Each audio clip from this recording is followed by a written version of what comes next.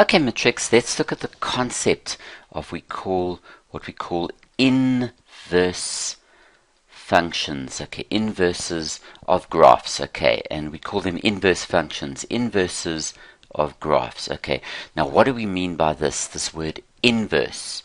Okay, not a problem. Let's explore this a little bit. What I'm going to do is I'm going to take a specific example. If I take y equals 2x plus 4. If I take y equals 2x plus 4, we can also call this fx is equal to 2x plus 4. Now I want you to hold on to that. We've got y equals 2x plus 4.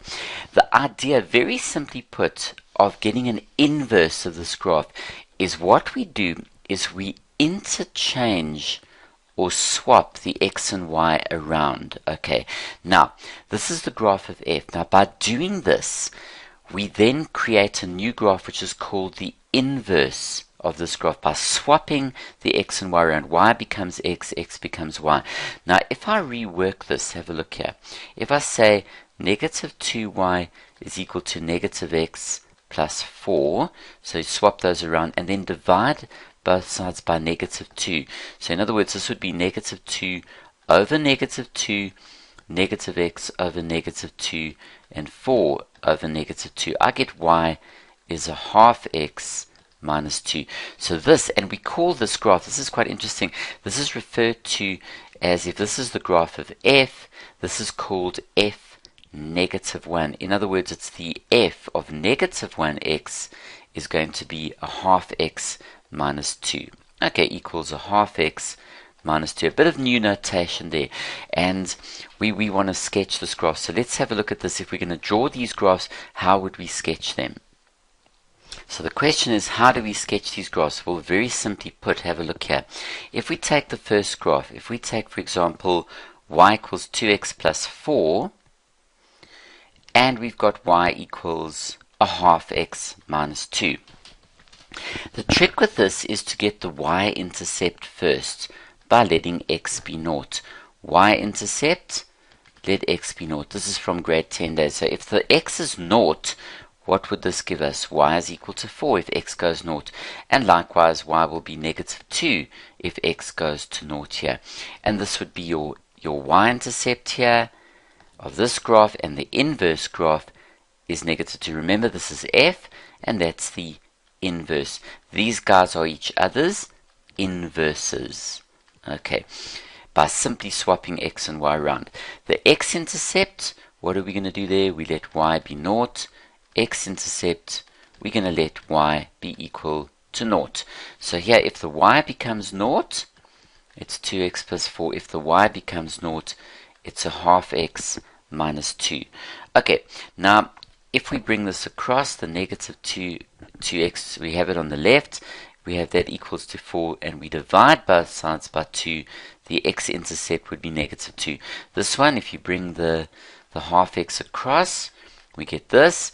Okay, you can of course multiply both sides by the negative if you want to, and of course, if you simply multiply both sides by 2, you can get x is equal to 4 there. Alright, and that is going to be your, again, your x-intercepts there of this graph. There we go. Okay, so, and then the very simple thing now is we're going to draw these graphs by plotting these points. So I'm going to draw a set of axes, and let's talk further as we go along. Okay, now have a look at this, guys. We've got a set of axes here. Now let's plot these points and see how it goes. Alright, here we go. I'm going to use some color here. Alright, if you look at the first graph, what do we know? Okay, for this one, 2x plus 4, y-intercept 4, x is negative 2. So the x is negative 2 there, and the y is 4, and that's the graph of f. Alright, and what is that graph? Y equals 2x plus 4. Now this one, now notice, this is actually 0, 4. So if you swap those around, you get 4, 0. And if this is negative 2, 0 here, and you swap that around, you get 0, negative 2. Now this is the graph of the inverse, which is a half x minus 2. Look at that, isn't that amazing? What's interesting about that, so once you've plotted your point y is negative 2 and x is 4 for the inverse graph there, watch what we've got. We've got these swapped around. But notice also, there's something very interesting. If you take that point and that point, and if I had to fold this page across this line, and this line is y equals x, the graph of f and its inverse would be reflections about this line. How do we get this line y equals x? Well, very simply put, if x is 1, y will be 1. It's exactly the same. If x is 2, y is 2. There you can see there. Very simply put, x is 2, y is 2.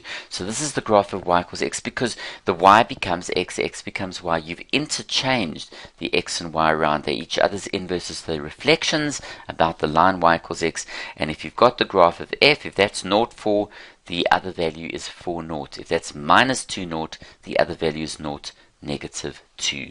What a pleasure. And there we go. That is the graph of the inverse of 2x plus 4. I think it's time to look at another example quickly, just to make sure that you fully understand this. Have a look at another one. How about this? Say, for example, I said to you, sketch the graph. Here is it. fx is equal to 3x minus 6. You need to express this graph as its inverse. Okay, so if we look at y equals 3x minus 6, there's the graph of f.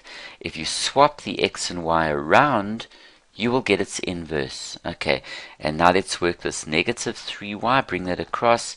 Negative x minus 6, divide everybody by negative 3, and we then land up getting that, a third x plus 2.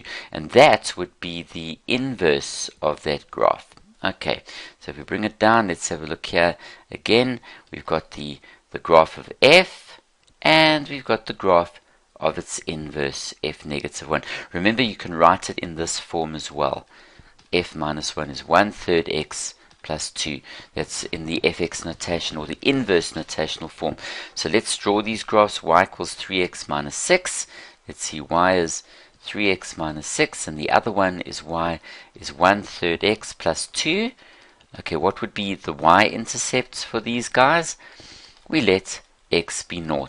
So in this case, y would be negative 6, and in this case, y would be 2. Y-intercepts for this graph of f, and for the inverse, we've got this one. How do we get the x-intercepts? Well, we let y be 0. So in this case, y is equal to 0. Okay, and here y is equal to 0.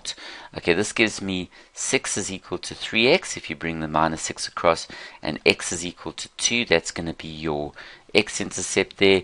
If you do this, you could bring the negative 2 across if you wanted to, and then we simply multiply both sides by 3 to get rid of the fractions. Negative 6 is x, and there, of course, is your x-intercept. Now let's draw the graphs of these functions, and let's see what happens. The functions, by the word, is another word for graph. Okay, but there's something unique about a function which I will talk about in a moment. Here we go. Let's draw these graphs. Okay, here we go. I've got some graphs drawn up there. Let's look at the first one. 3x minus 6, y-intercept negative 6, x is 2. Y-intercept negative 6, and x is 2. Okay, so let's see. X is 2 and y is negative 6. So there we've got negative 6 here and 2 over there. Let's just double check that. So x is equal to 2, y is negative 6. Now remember, this is the point 2, 0 for this point there. That's the graph of f. Okay, and then you've got 0, negative 6. Now if you swap this around, you're going to get 0, 2. And that's going to give you your inverse graph. And this will give you, if you swap that around, minus 6, 0. You see that there? And look at this. If you go and check this, it's interesting. The y-intercept is 2 and negative 6 for the inverse graph. Remember, this is y equals 1/3 x plus 2, and this one is y is equal to 3x minus 6. And this is the line y equals x, and they are reflections about this line y equals x. Look at that. Isn't that amazing? The x and y are interchanged, and there you go.